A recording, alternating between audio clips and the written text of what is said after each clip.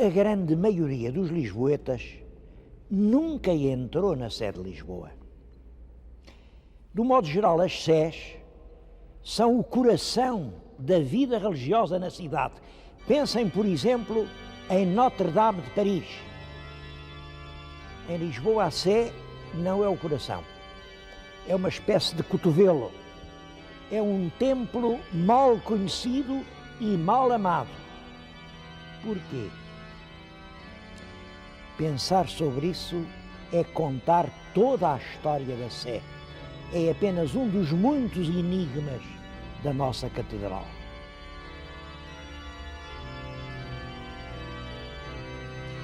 Como sabem, Dom Afonso Henriques conquista Lisboa aos mouros em 1147 e certamente é nessa altura que ele cria a Sé. Até se sabe quem foi o bispo que ele escolheu, um bispo inglês, o Dom Gilberto.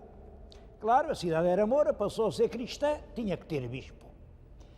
Daí a ideia que se diz, isto era uma mesquita, a mesquita dos mouros. Dom Afonso Henriques veio aqui, mandou limpar isto, transformou a mesquita em catedral. Aí é que nós não temos já senão lendas. Tudo o que hoje se vê é do século XII e XIII, mas mais XIII que XII, e o provável é isto. Dom Afonso Henriques terá iniciado a construção da sua catedral e depois os sucessores, Sancho I, Afonso II, Sancho II, Afonso III, terão continuado as obras da Sé, porque ela já é muito a pender para o gótico, é ainda o românico francês, mas olhem, por exemplo, aquela arcaria que se vê à volta de toda a nave, o trifório, aquilo já marca a transição do românico para o gótico.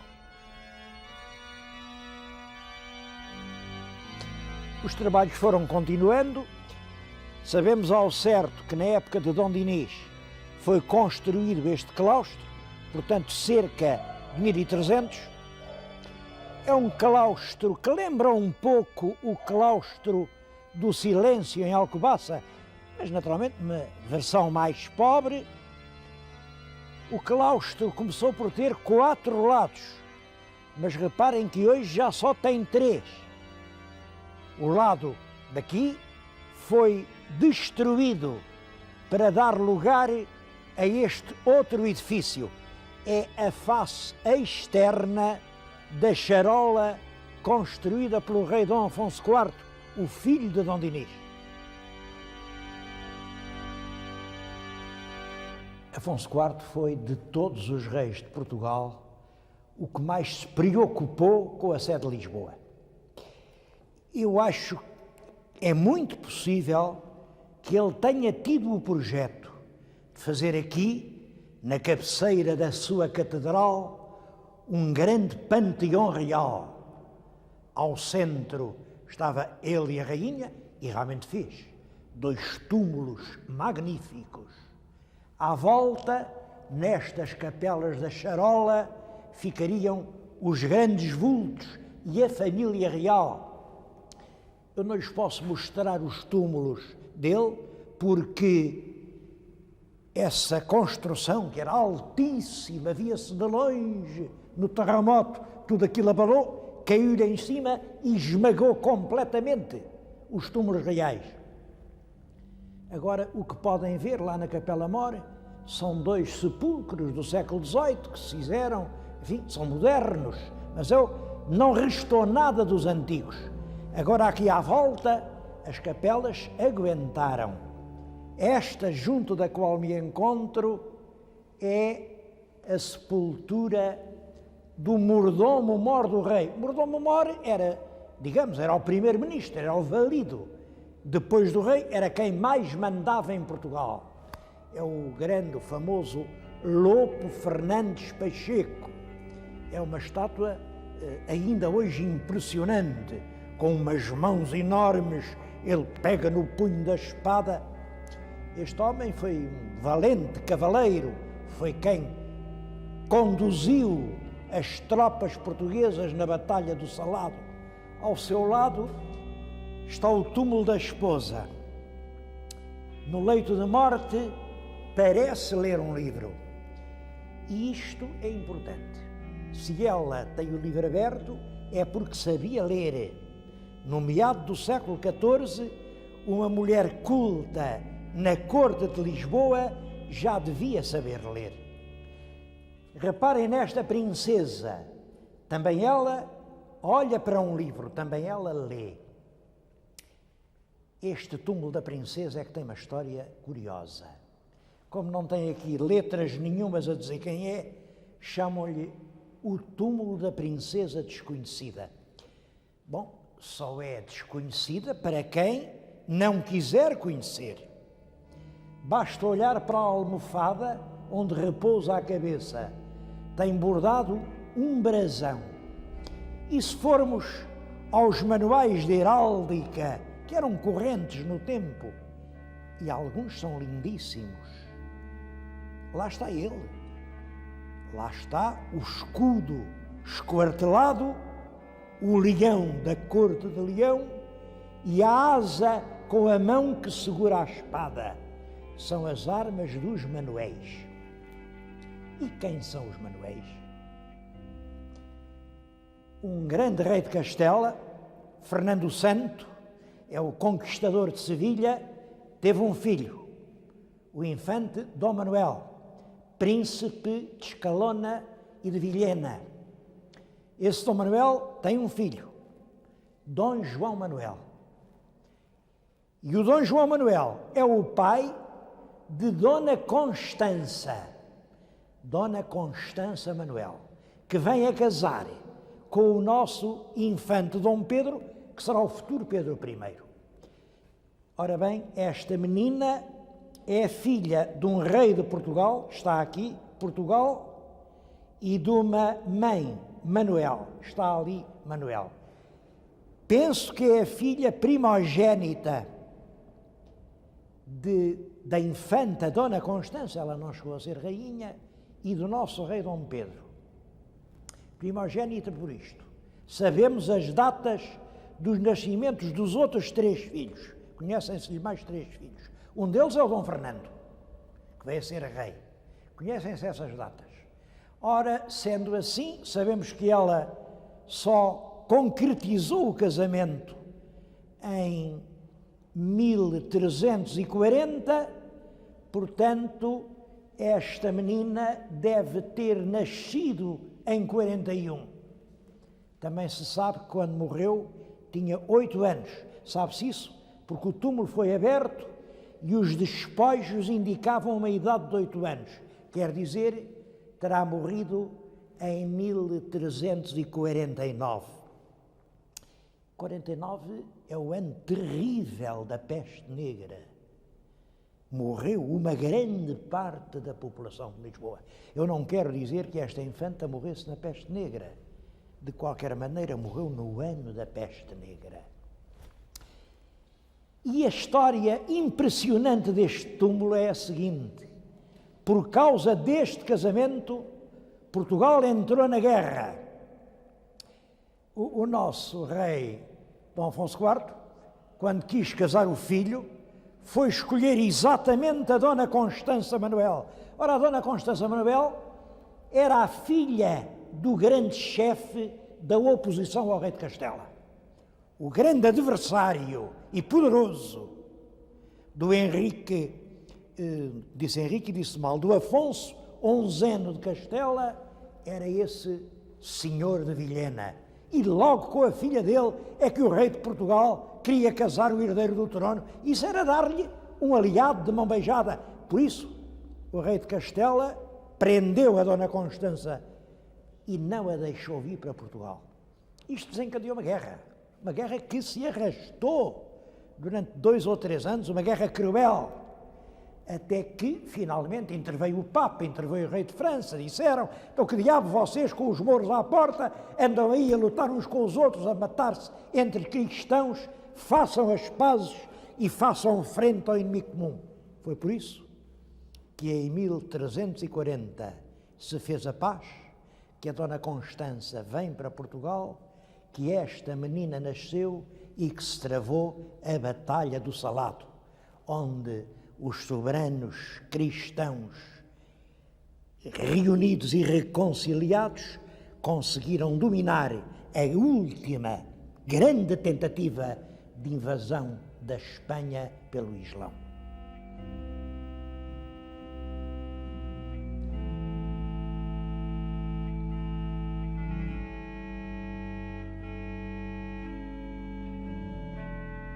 Este rosto não é o de nenhum rei, de nenhum príncipe, sequer o de um fidalgo. É o de alguém que inscreve como seu principal título na pedra onde jaz estas palavras: cidadão de Lisboa. Um cidadão de Lisboa que conseguiu reunir uma fortuna tão grande que pôde comprar à sé um pequeno talhão do lado de fora e mandar fazer nele este magnífico mausoléu. Cinge uma espada e na bainha da espada, numa guarnição, seria de prata dourada, que era o que então se usava, tem a estrela de David. A estrela de David, que é, como sabem, o símbolo de Israel. Foram estes homens, estes cidadãos de Lisboa, estes mercadores da segunda metade do século XIII e das duas primeiras décadas do século XIV, que estão na base do grande desenvolvimento comercial português do tempo. Este Bartolomeu de Joanes, que era o nome dele, morreu em 1324. Portanto, exatamente um ano antes del rei Dom Dinis. É anterior à reconstrução de Dom Afonso IV.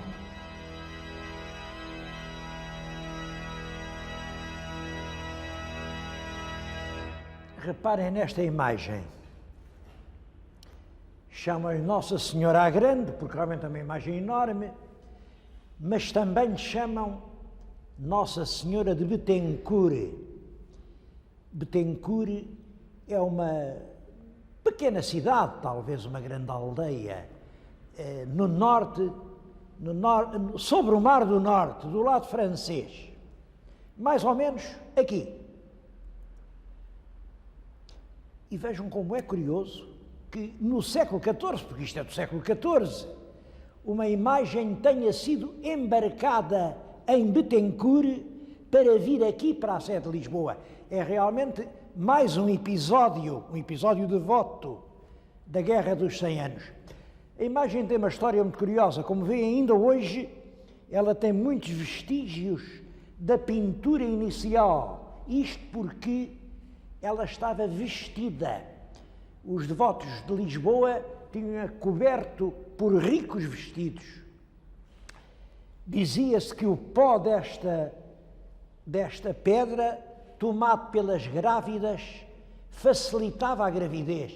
O que é curioso, como sabem, ainda hoje as grávidas tomam cálcio.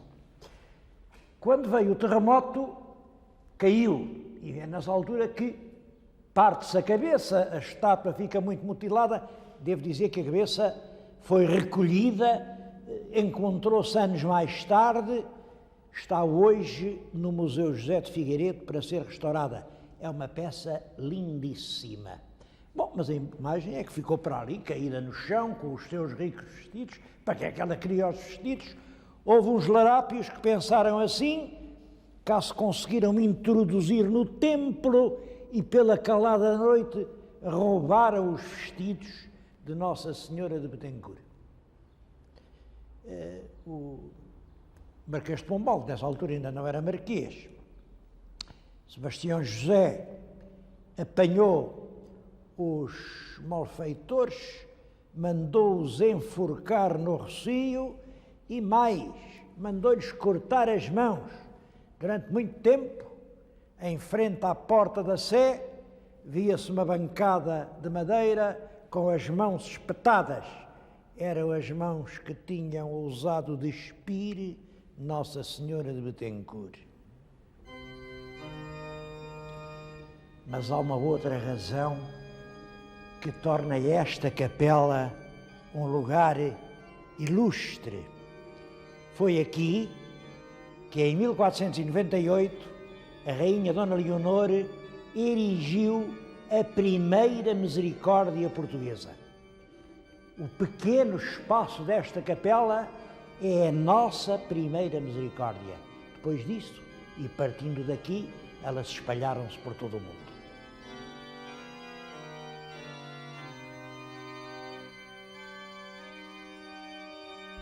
Pode dizer-se que a Sé iniciou a sua decadência logo depois da morte de Afonso IV. Porque, reparem, o filho não quis ser enterrado aqui. Não quis e tinha as suas razões, pois foi o pai que lhe matou a linda Inês e ele quis ser enterrado ao lado da amante. Lá está, em Alcobaça. Mas depois o neto, Dom João I, também não quis ficar aqui, apesar de a Sé, de certo modo, estar ligada à subida do mestre Davis ao trono. É o famoso episódio da morte do bispo.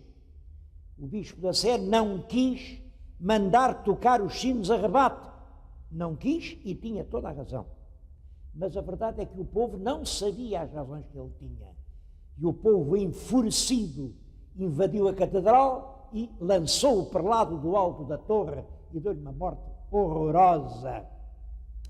Talvez fosse por isso que Dom João I mandou fazer o Panteão Real muito longe daqui, da batalha.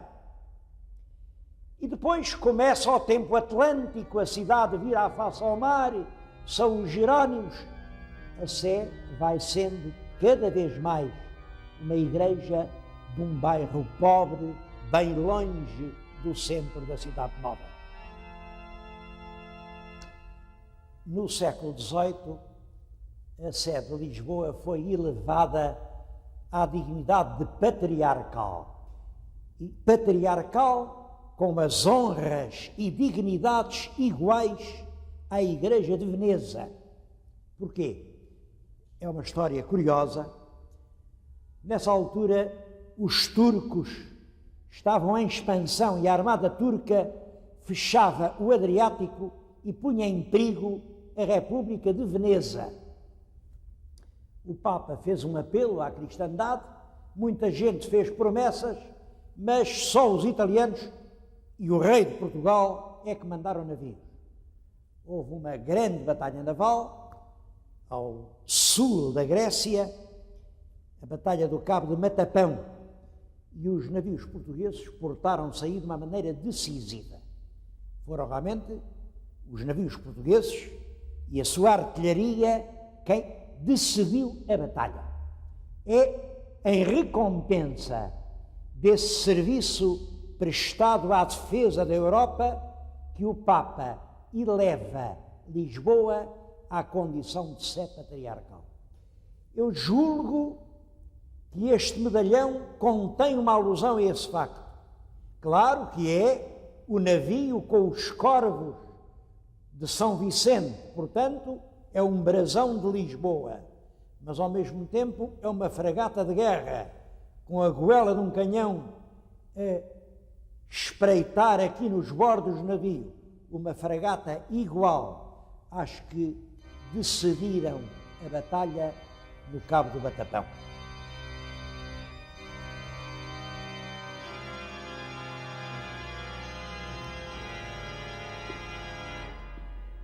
O rei Dom João V chegou a ter a pretensão de transformar a sua igreja patriarcal numa miniatura da própria corte papal.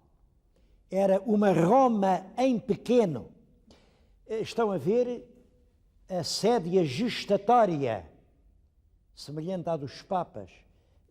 Estas argolas que tem, era onde se metiam os varais com os quais a sédia era conduzida aos ombros dos crentes, os flabelos que acompanhavam o patriarca e, além, a tiara patriarcal.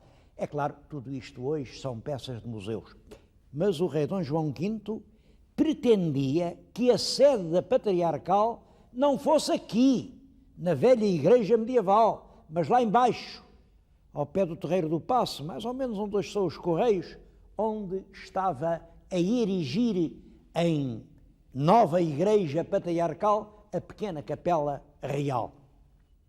É claro que isso não durou muito tempo, não tinha sentido. Lisboa chegou a ser dividida em duas cidades, Lisboa Oriental, Lisboa Ocidental, que deviam ter dois bispos, mas realmente houve o bom senso de nunca nomear bispo para aqui, o bispo estava lá embaixo, na patriarcal.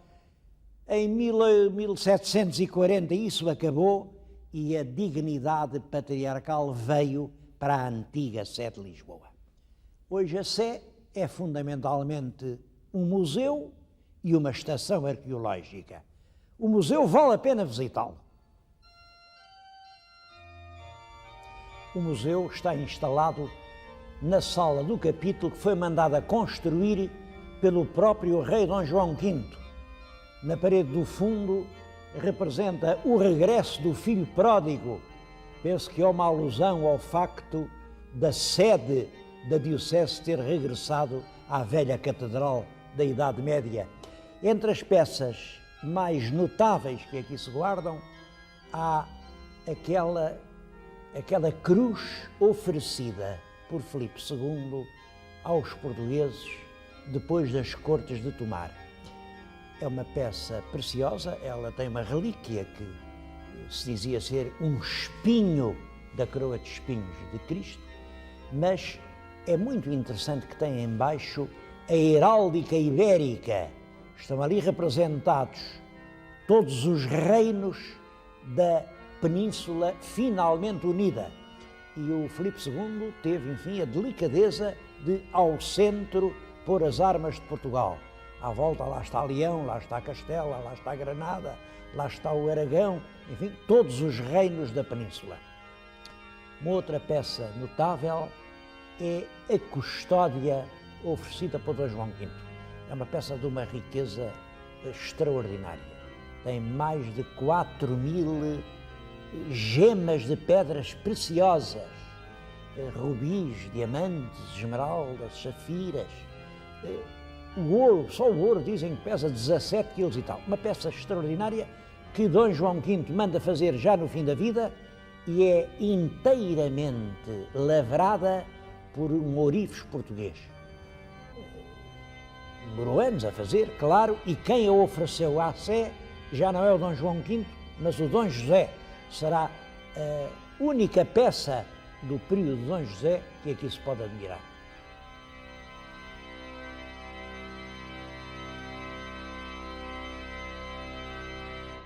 A estação arqueológica está no interior do claustro de Dom Dinis.